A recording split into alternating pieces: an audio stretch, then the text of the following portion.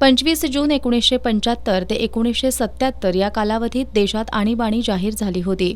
या कालावधीत राज्यात शेकडो जणांना मिसा अंतर्गत तुरुंगात डांबण्यात आलं होतं। या काळात कोल्हापूर जिल्ह्यातील 103 जणांना तुरुंगात राहावं लागलं। अशा व्यक्तींच्या गौरवार्थ भाजप सरकारनं मानधन सुरू केलंय।